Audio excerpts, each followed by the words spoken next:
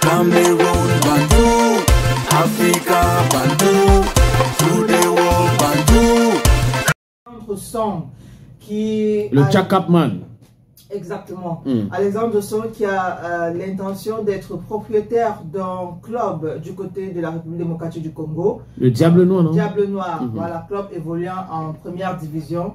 Il faut dire que jusqu'ici, il n'y a pas encore plus d'ample information, juste cette petite information qui a fuité. Et donc, on pense que là, ils sont encore en pourparlers, c'est-à-dire Alexandre Dosson et les dirigeants du club. Les Diables Noirs du Congo. Mais je ne comprends pas. Imagine un instant, Gaël, que c'est Samuel Eto'o-Fils qui allait en Côte d'Ivoire pour acheter un club de première division. Ce qu'on devrait dire. Imaginez un instant que il était allé au Gabon pour acheter un club. C'est que Alex et les autres devraient dire.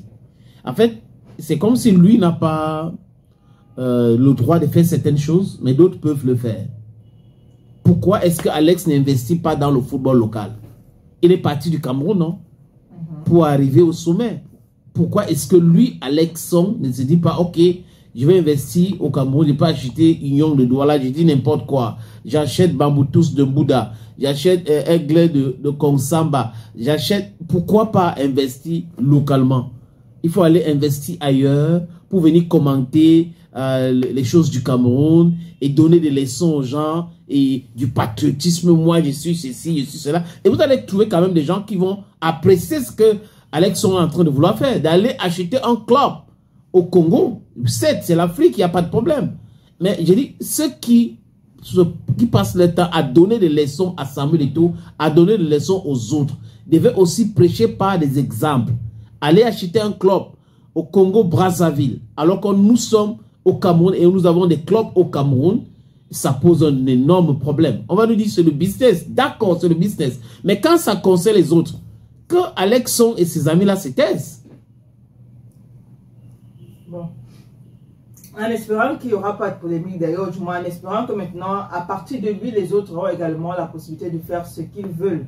De l'argent, oui. Voilà, investir là où je veux, comme je veux, quand je veux, et que personne n'aura son mot à dire, parce que je pense que c'est généralement ça le problème. Oui. Mais je pense aussi quand même que ces derniers temps, il essaie de se racheter tant bien que mal. On a vu des vidéos, il a demandé pardon à certains de ses coéquipiers. À Kameni. À Kameni par exemple, oui, on a vu demander pardon. Je me dis que c'est peut-être une façon de se racheter, de se dire, ok, peut-être c'est la jeunesse. J'ai fait beaucoup de tort à certaines personnes de par mes déclarations. Oui, peut-être lorsqu'on l'invitait sur des plateaux, il disait des choses sans réfléchir, peut-être pour marquer le coup aussi. Et aujourd'hui, c'est dit, ok, j'ai un peu grandi, la maturité s'installe, il voit les choses différemment, il se dit, ok, je peux me racheter, on commence par demander pardon.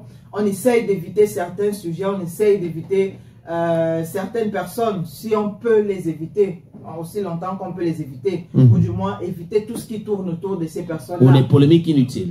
Voilà, ou les polémiques inutiles, et maintenant se concentrer sur l'essentiel. Bon, investir au Congo, c'est peut-être une bonne chose. Peut-être on aurait souhaité qu'il investisse davantage au Cameroun. Il a commencé, on a vu. On aurait souhaité qu'il investisse davantage au Cameroun. Mais non, dans le football, tu parles d'investissement en termes de construction d'une maison à Yaoundé. Mais je parle dans le football. L'école aussi, ici à Douala, dans le football, d'accord. Oui. Peut-être ça va arriver, qui sait. Mais c'est à partir du moment où chacun se concentre sur ces choses. Je trouve que bon, chacun est en train de grandir à son niveau. Et la réalité aussi nous attrape. Hein. Voilà. Donc, peut-être, on ne sait jamais. Peut-être qu'il a compris que ça ne sert à rien d'avoir son mot à dire sur tout. Et d'être un toutologue. Voilà. Et maintenant,